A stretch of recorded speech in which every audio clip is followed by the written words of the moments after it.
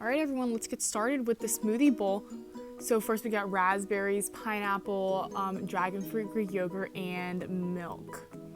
So you're gonna do 1 cup of dragon fruit, a third cup of raspberries, some pineapple, and a scoop of yogurt, and then just a splash of milk. Now you're just gonna blend it on low, and it's going to get stuck. So you just want to like mash it, and then you just want to keep doing that because it's gonna get stuck again.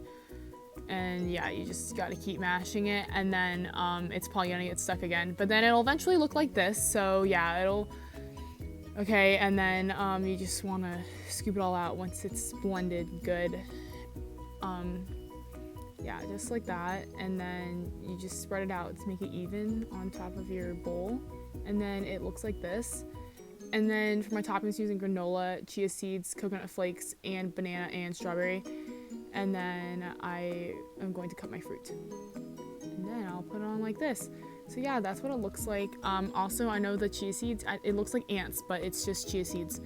So yeah, I hope you enjoyed. Make sure to like and subscribe. Tell me if you did my smoothie bowl.